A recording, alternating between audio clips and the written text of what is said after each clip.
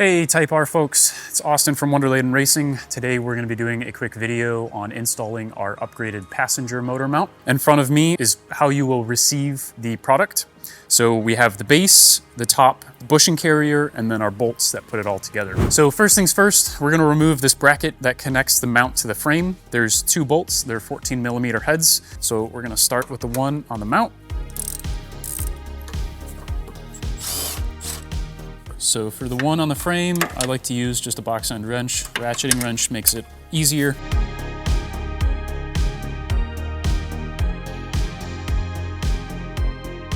So next, we're gonna unbolt this AC line bracket just to give us a little bit of extra room.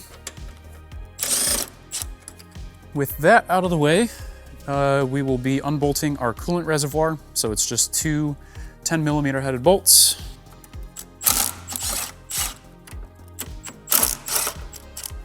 And then we just pull up, and that guy is good to get out of the way.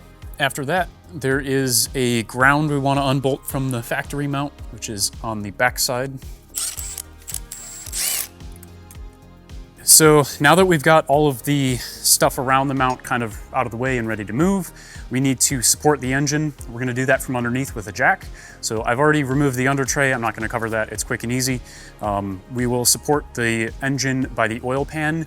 When you do this, you want to make sure you don't put the oil pan directly on the jack pad itself. Make sure you have something like a 2x4 that's fairly wide that you can distribute the load across so you're not putting all the weight on a small area. So got my 2x4, and basically we just want to make sure that we put it across the oil pan like that so that we're distributing that load across a lot of the oil pan area. Now that we have the engine supported, we can start unbolting the mount. We're going to start with the bolts that go to the engine. So there's two bolts and one nut.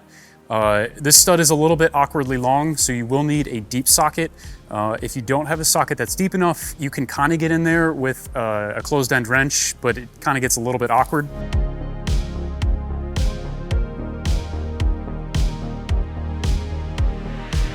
So now that we've unbolted the mount from the engine, we need to unbolt it from the frame rail. There are going to be two 17mm headed bolts, one on the front of the mount, and then the other one on the rear.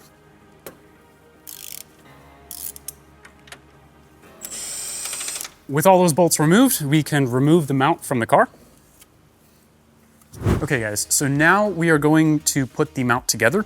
So first things first, we're gonna take our base and our bushing carrier, and we're gonna bolt the bushing carrier into the base.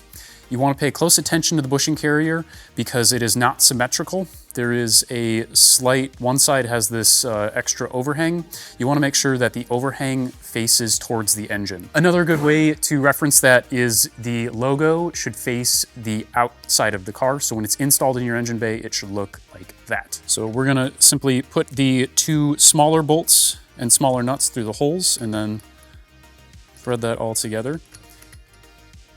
And I'm not gonna tighten these all the way. I'm just gonna get them a little bit snug. We will do the final tightening after it is installed on the car. Both the bolt and the nut here are 15mm.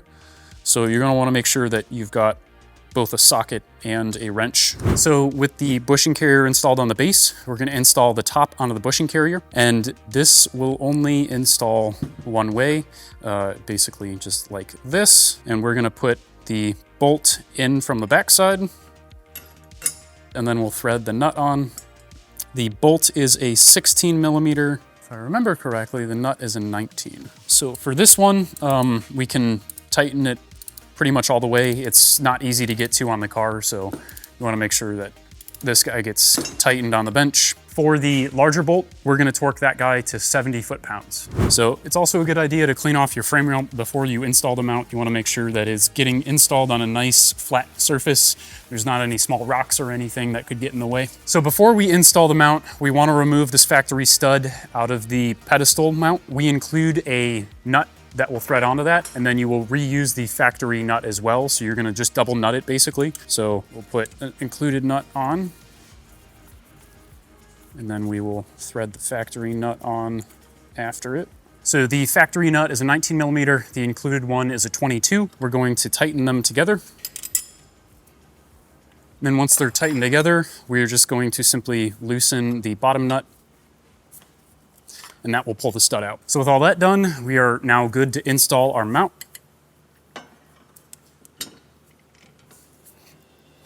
So for where the mount bolts onto the frame, we're gonna reuse the factory bolts.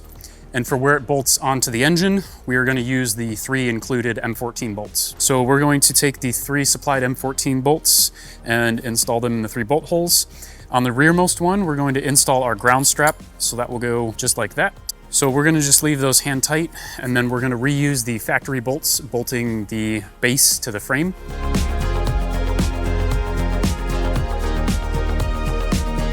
So for the 3 bolts that bolt the mount to the engine, we're gonna torque those bolts to 70 foot-pounds.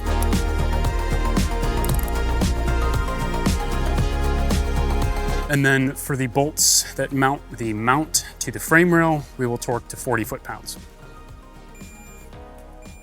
Then last but not least, we wanna make sure that we remember to go back and torque the bolts that bolt the bushing carrier onto the base.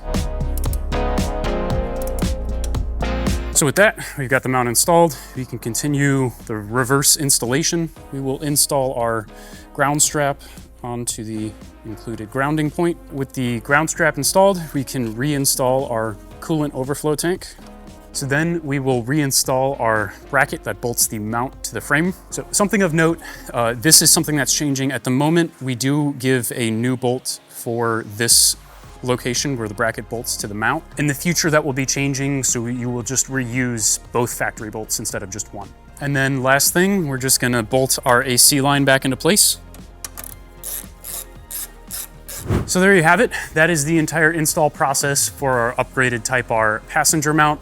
If you have a 1.5 liter car, it's the same exact install process with the same torque specs. If you have any questions regarding the install process, please reach out to us at support@wunderladenracing.com, and we'll get back to you as soon as we can. Thanks for checking it out, guys, and we'll see you next time.